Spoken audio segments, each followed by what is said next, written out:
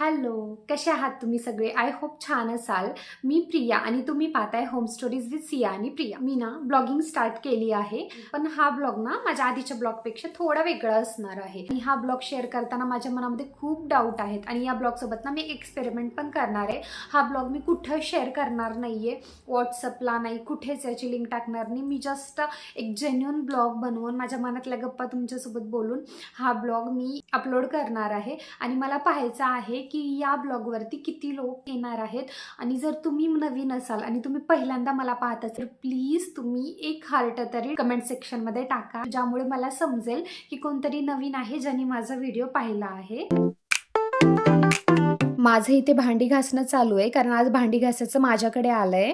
आमच्या मावशी आज आल्या नाहीत आणि त्या बोलल्या होत्या 1 दिवस येणार नाही आणि 1 दिवसाचे 2 दिवस झाले आणि आता 2 दिवसाचे 4 दिवस पण होतात बऱ्याच वेळा. आता मी राहते रो हाऊसमध्ये आणि ते थोडं आउटसाईडला आहे आणि इथे मावशी इझिली भेटत नाहीत.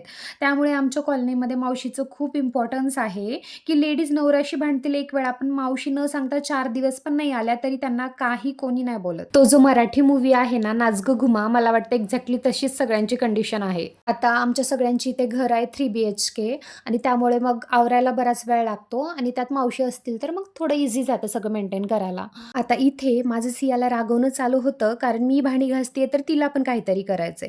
त्यामुळे घासलेला ओठा परत घासणं चालू आहे तिचं. आता मला परत सगळं धुवून घ्यावं लागणार. माझा तरी दिवस असाच जात असतो. मी ना याआधी जे ब्लॉग शेअर केलेत ना, ते असं रुटीन व्हिडिओ शेअर नाही केले. त्यामागे असं रिझन होतं, मला असं वाटू लागलं मला तर कोणी ओळखत नाही, मग माझी लाईफ पाहण्यामध्ये कोणी इंटरेस्टेड असेल का?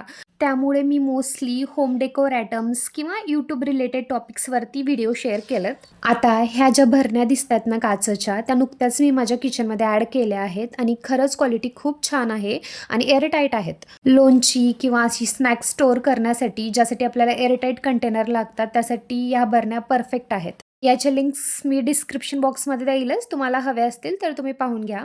आणि आता मी मधनं सगळं आवरून बाहेर येईपर्यंत सियाचा असा नवीन उद्योग चालू होता. स्कर्ट आणि त्यावरती दुसरा स्टॉप आणि मग माझी ज्वेलरी. आता हिचं हे नेहमीचंच असतं, असं रेडी होऊन फंक्शनला जात असते ती घरामध्ये. आणि मला प्रश्न पडतो, सगळ्यांची मुले अशी करतात की माझी सियाच अशी करते काय माहिती. आता किचनमधली सगळी काम झाली, त्यामुळे आता मला हॉल आवरून घ्यायचं होतं आणि मी आज तुमच्यासोबत एक छोटासा इन्सिडेंट शेअर करणार आहे. 8 दिवसापूर्वी मी शेगावला गेली होती. तेव्हा तिथे एक दादा आणि एक ताई उभे होत्या आणि त्या ताई माझ्याकडे पाहू लागल्या, पण काही बोलत नव्हत्या. आणि काही वेळानंतर त्याने विचारलं, "दीदी तू कुठली?" असं. आणि मग मी सांगितलं, "मी लातूरची." तेव्हा त्या बोलल्या, "तुला कुठेतरी पाहिल्यासारखं वाटतंय. तू YouTubeला ब्लॉग करते का?" And that moment I can't explain. मला किती छान वाटलं, कारण असं याआधी तर कधी झालं नव्हतं. आता मला याची कल्पना होती की मे बी त्या माझ्या सबस्क्रायबर वगैरे नसतील.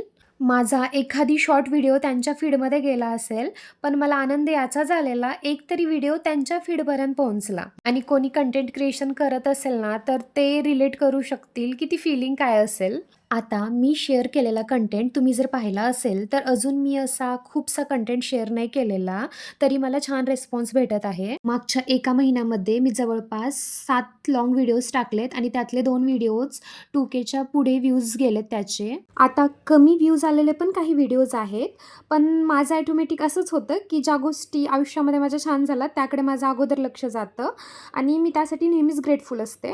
आता यूट्यूबमध्ये करिअर म्हटलं ना, इथं पेशन्स खूप महत्त्वाचे आहेत. लगेच सक्सेस इथे नाही भेटत आणि अशी 4-4 माणसं जमा करत आपल्याला आपली फॅमिली ग्रो करावी लागते. इवन या व्हिडिओकडनं पण माझ्या खूपशा अशा अपेक्षा नाही आहेत. 100 व्ह्यूज आले तरी माझ्यासाठी इनफ आहे आणि मी अगदी खुश आहे त्यामध्ये. कारण चक्क 100 लोकांनी त्यांच्या आयुष्यातली 5 मिनिट काढून आपल्यासाठी दिले, ते पण खूप महत्त्वाचं आहे.